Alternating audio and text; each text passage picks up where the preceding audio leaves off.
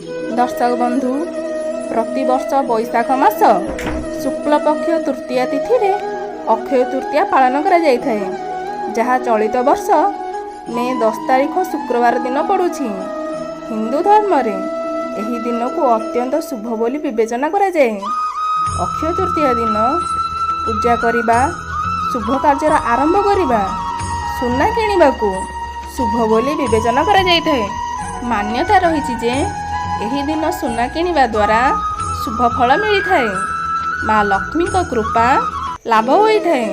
हेले सुना महंगा होइथिबारु समस्ते एहाकु किनि पारंती नाही, हेले एथिरे निराश हेबार आवश्यकता नाही। जदि आपण अक्षय तृतीया रे सुना किनिबा को सक्षम नुहंती, तेबे आपण अन्य जिनिस मध्ये किनि पारिबे, जहाकु शुभ बोली मध्ये विवेचना करा जाए। आसंतु जानिबा एही दिन केउं केउं सामग्री को किनिबा उचित। नंबर 1 कौड़ी। माँ लक्ष्मी को संतुष्ट करिबा एवं तांको आशीर्वाद प्राप्त करिबा पई अक्षय तृतीया दिन कौड़ी किनिबा शुभ भावे विवेचना करा जाए, कारण यह माँकर अति प्रिय सामग्री मध्यरु गोटिए। तेबे कौड़ी किनिबा सह एहाकु देवी लक्ष्मी का पादरे अर्पण करंतु एवं पूजा अर्चना करंतु। एक नाली कपड़े गुड़ाई टंका रखा जाइथिबा स्थान रे रखंतु। नंबर 2 रूपा। सुना परी रूपा मध्य एक शुभ धातु भाव विवेचना करा जाए।